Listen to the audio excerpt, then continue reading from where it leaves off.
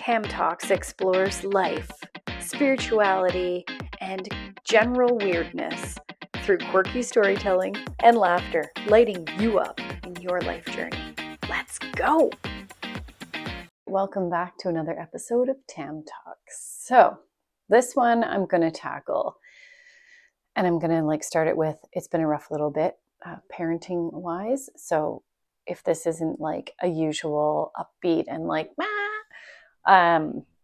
yeah, I'll be back. Don't worry.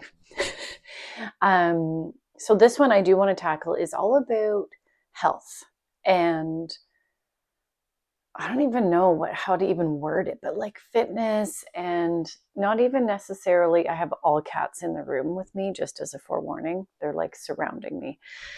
And yeah, so I have always been active and always loved, like working out, playing sports, walking or running.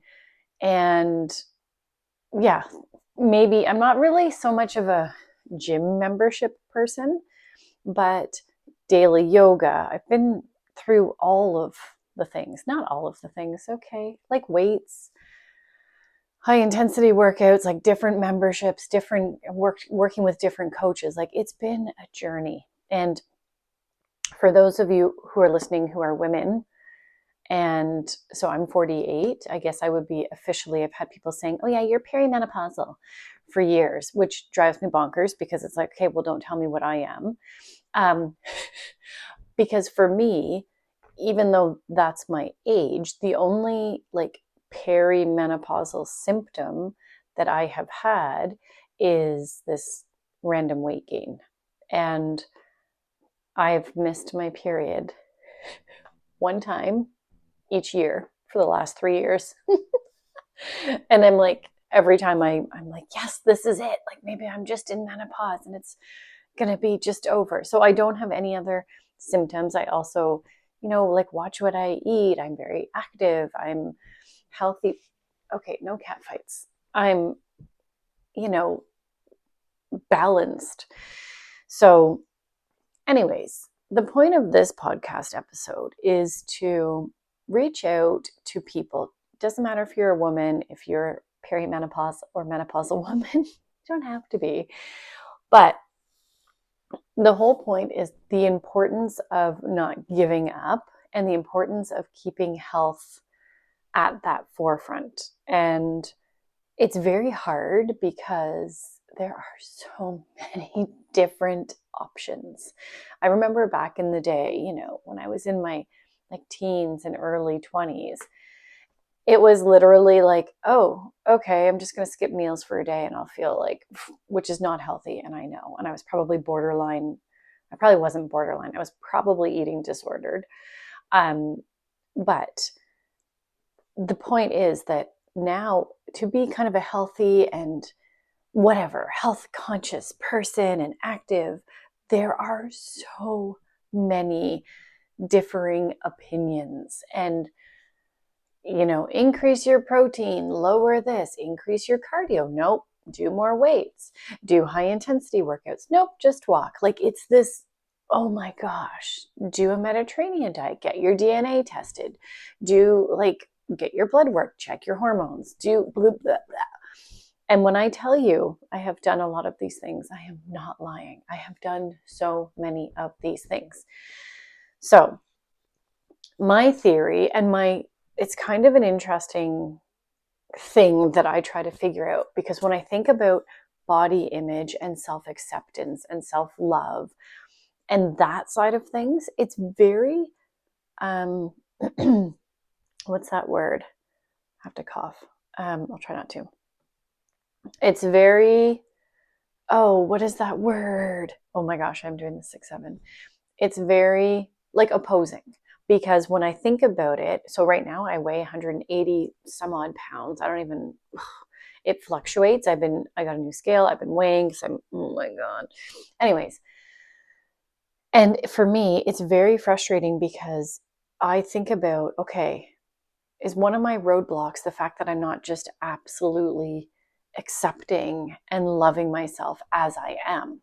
But then on the flip side of that, I'm like, no, if I'm 5'8" and 180 some odd pounds, I'm overweight. And by whose standards, right? Like, so my brain, I go back and forth with this because I go by how I feel. So if I feel like, no, you know what? I don't feel super energetic. But you know what?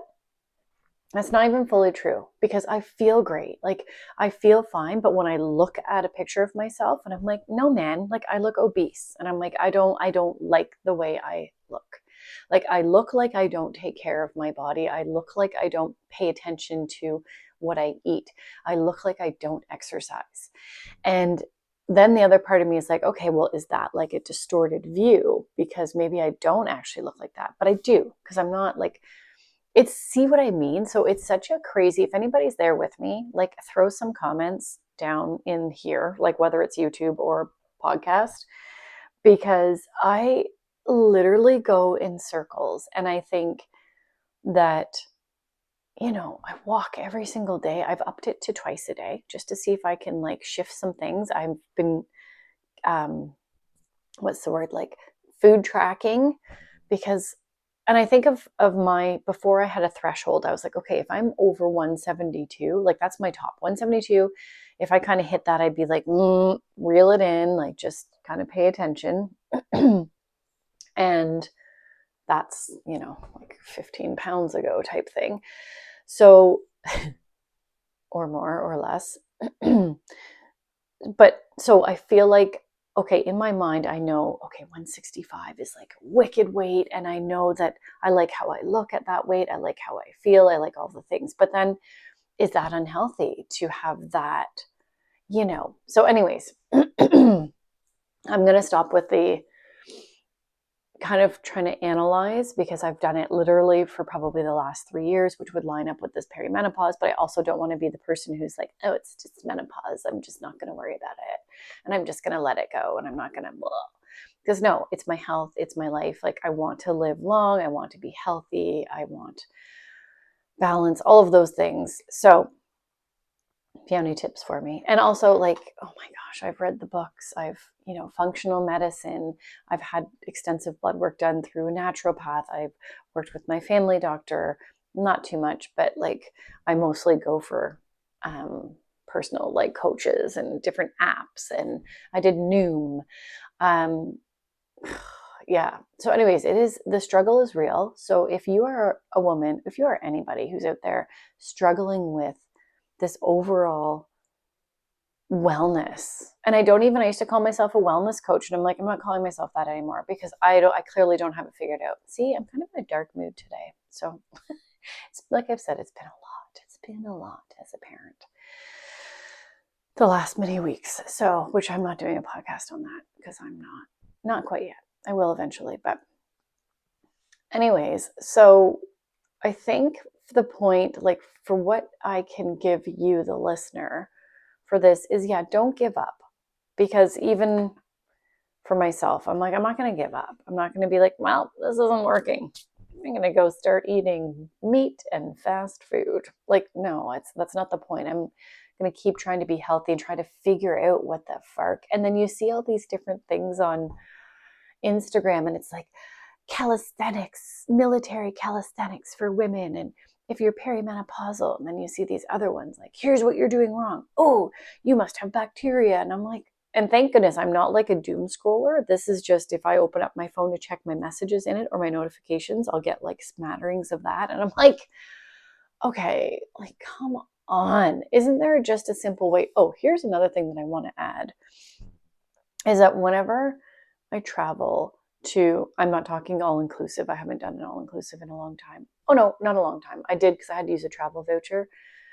And so I did do one, but I didn't really want to. Anyways, I digress. But whenever I travel, so I think of Costa Rica, Bali, Hawaii, those are kind of places that I didn't do like an all-inclusive. And when you eat, almost like kind of have local people in those places eat, I feel phenomenal. And also, I mean, you're on vacation and traveling, so there's a lot of like walking and sightseeing. So there's like, you're walking all day versus, just whatever it is per day or whatever level of activity you do. But I do believe that it deeply has something to do with our food. And in North America specifically, the amount of processed food. And I think even my diet, I'm like, okay, like I don't eat a ton, but I have protein powder because I'm vegetarian. So I add pea protein, which is processed. Like it has to go through all of these different, steps in order to be put into this bag, in order for me to buy it, in order for me to scoop it and put it in my morning smoothie. So I get, which I still don't get enough protein, but anyways, and then I think of trying to make healthy choices with, I'll have rice crackers. Well, those are packaged and they're packaged in plastic and they're, like, what are they really made out of? Rice, cardboard, So I think when we travel, or depending on where you go, like whatever, I used some of my examples, you're eating like fresh fruit and vegetables.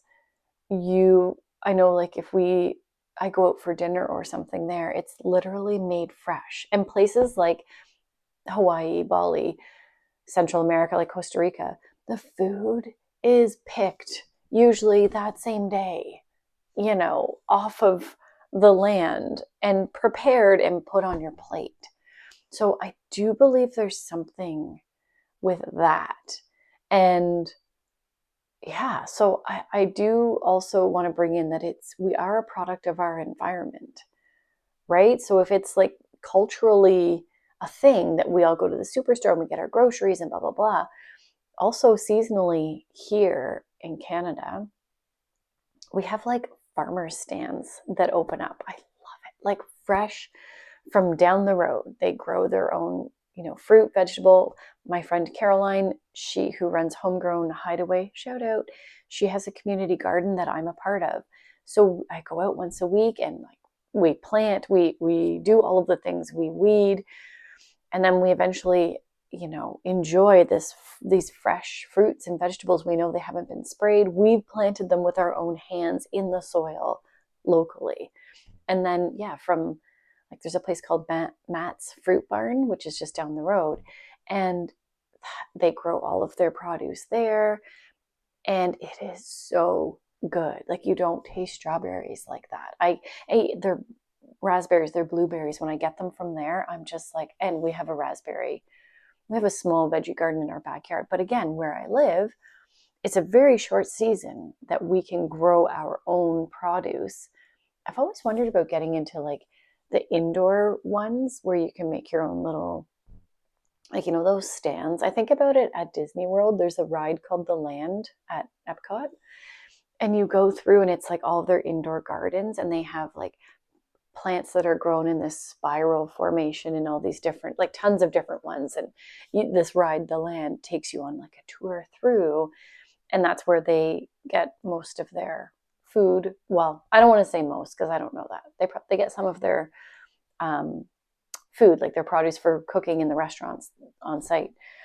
But anyways, so yeah, maybe that's like, and I always say that, I'm like, I've got to just start my own little indoor, so at least I could pick, like tomatoes or like cherry tomatoes, or anyways. So yeah, there's my like overall wellness, body image, gardening, food industry rant. And yeah, if you have any like clarity for me, feel free to comment or reach out, because man, it's a frustrating journey. It is such a frustrating journey. So anyways, okay. My next episodes will be lighter. I promise. Okay. I'm just being human. I'm just being real. Gotta be me. So, okay. Peace out. Thanks for hanging out and listening to my wild and wacky Tam Talks. Follow Tam Talks to be notified of new episodes. Peace out.